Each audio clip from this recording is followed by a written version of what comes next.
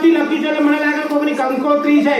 અક્કલનો છાંટો છે તો ખરો. આખું તળાવ ભરેલું કોઈ ડબલ નથી જતું. કેટલું મસ્ત લખ્યું છે. વાહ ભાઈ વાહ. રાણા રાણી રાધના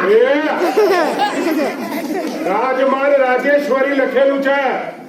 એટલે હા સર રાજમાન રાજેશ્વરી મેં કીધું આ ર આવ્યું તો મેં કીધું ર રાણી રાધના.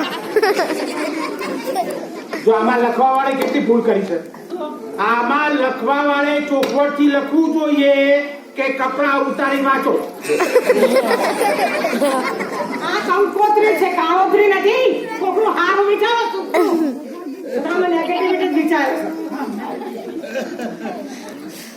અરે ભાઈ આ તો મહેસાણા મારી માસીની દીકરીના લગ્ન છે અને આપણે બધાએ લગ્નમાં જવાનું છે. હા એટલી દૂધી. હા દૂધી. આપણી નાની હતી એ દૂધી આવડી મોટી થઈ ગઈ.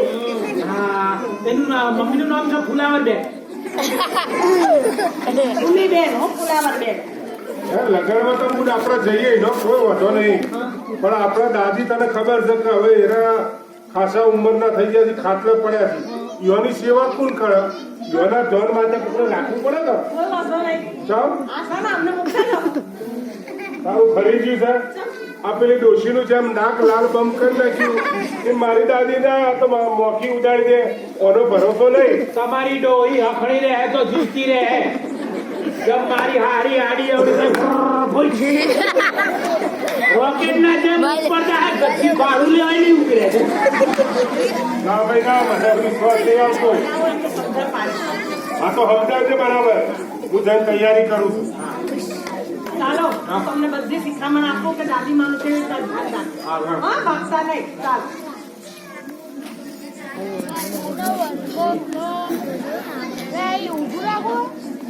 ભાઈ આપણે લગ્નમાં જવું છે ને. હા તું દૂસરીને બહાને કોઈ લાવવું છે કે કોઈ લેતા આવીએ એટલે કોઈ લાવવું હોય તો દાદીમાં એ અમે જરાક લગ્નમાં જઈએ છીએ. તે જરાક લગ્નમાં કામ જાઉં છો. લગ્નમાં જાઉં તો આખા જાઉં. થોડા અહીં થોડા કઈ લગ્નમાં આવે મજા નહીં. દયારામ, જરાક એટલે કઈ જરાક ના જવાનું હોય. સ્વાભાવિક કહેવાય. આપણે સ્વાભાવિક નહીં કહેતા, થોડી ઠંડ આલો છે ને હું અમે જરાક જઈને આવું એમ. આખા જવાનું હોય. બધી વાતમાં મસ્કરીઓ. એ મારે એ તમારા માટે કોઈ લાવવું છે? મારા હાથું 1 કિલો જલેબી લેતા આવજે બધા. પણ બા હવે પરમદાડે તો હું 1 કિલો જલેબી લાવ્યો હતો. એ તો મારો રોયો બૈલો ખાઈ ગયો. બાની જલેબી ખાઈ ગયા? મેં બાની જલેબી ખાધી જ નહીં. મેં તો કંદોની જલેબી ખાધી છે. પણ મા માટે લાયા હતા ને. બા થોડી જલેબી પાડે તો બા તો નકરું ચેરણ વાતાવરણ બગાડ. ખાવાની વાત છે. અરે તમે કિલો જલેબી લાયા હતા. હા હવે આટલો કટકો મોઢામાં રાખ્યો. હવે મોઢામાં એક દોસ્તો છે નહીં. બધા ક્લીન બોલ્ડ થઈ ગયા છે. બરાબર. હવે આટલો મોટો મોઢામાં રાખ્યો. અડધો કલાક સુધી પેલી ભેંસ વાગોળ ને આમ કરે જતા હતા. મેં કીધું માજી હું કામ દખી થાવ છો? તમારે જલેબી જ ખાવી છે ને. એટલે મને હું કે જલેબી હું ખાઈ ગયો ડ્રોહર ને ચટાડ્યો. બિચારાને આવું કરવાનું ડોશીમાં. એ હારું હારું.